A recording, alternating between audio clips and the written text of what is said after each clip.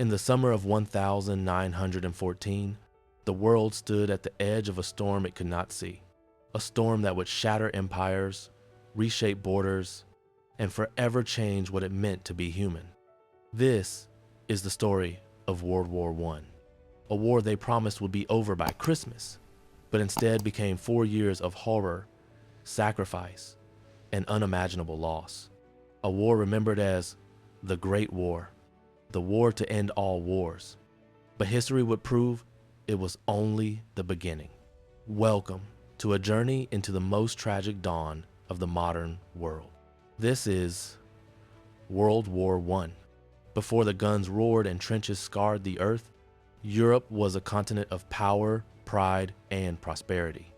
Kings and emperors ruled mighty empires, the British Empire largest the world had ever seen. The German Empire rising fast with industry and ambition. The Austro-Hungarian Empire ancient and crumbling. Russia vast, powerful, and unstable.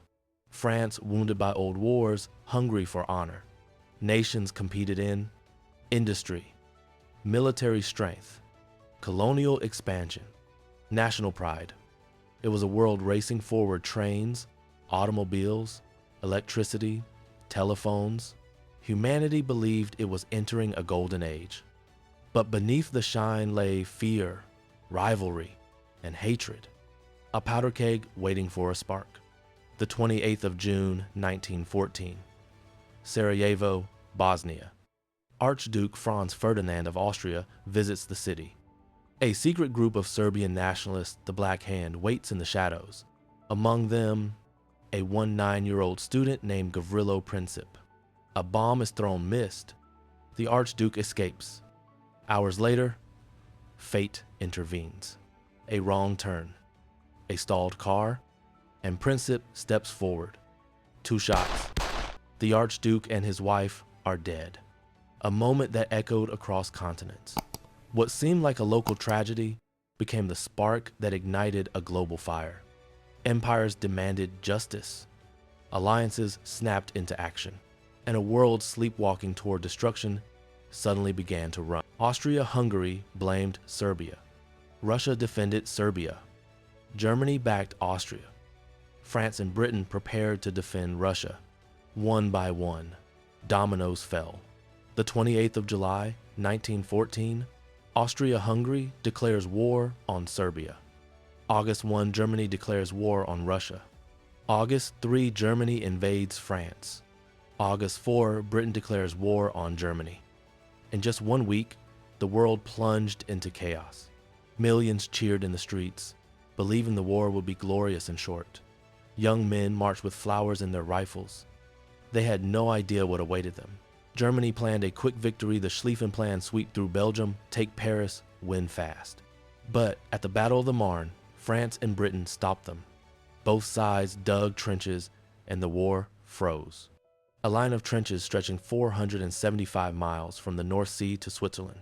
Mud, rats, disease, endless rain. Bodies in the wire, shells falling day and night. Welcome to the Western Front. Men live like ghosts underground.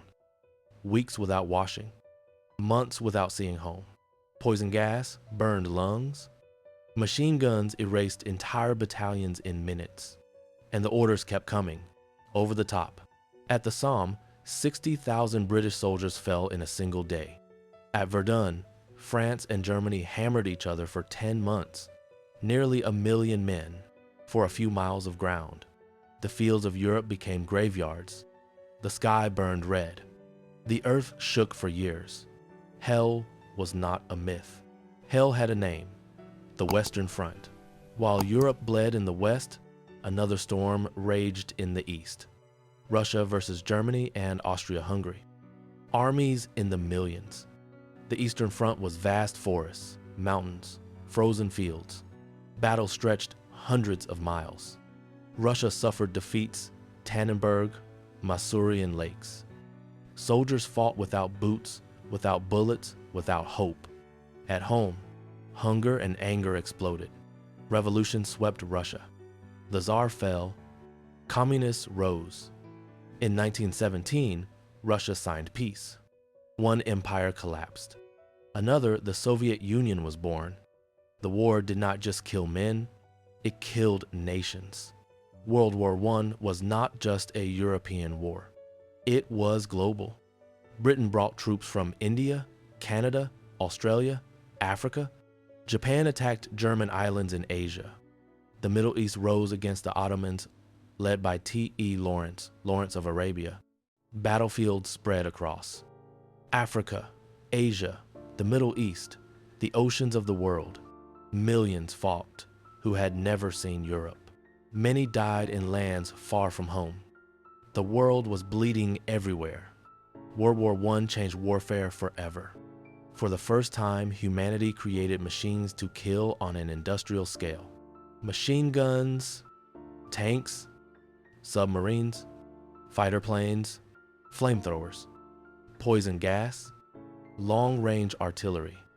Mass death became efficient.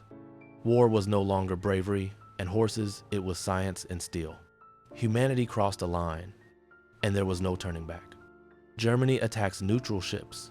A secret telegram is discovered. Germany asks Mexico to attack the US. America can no longer stay out. President Woodrow Wilson declares war. The world must be made safe for democracy. 2 million American soldiers cross the Atlantic. Fresh troops, fresh hope.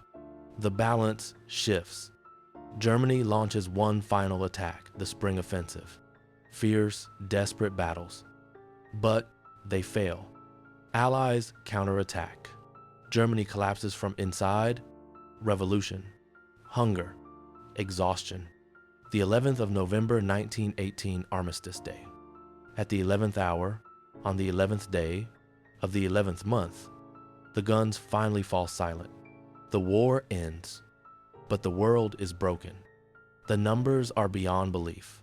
9 million soldiers dead, 21 million wounded, entire cities destroyed, empires gone, Austro-Hungarian, Ottoman, Russian, German, borders rewritten, generations traumatized.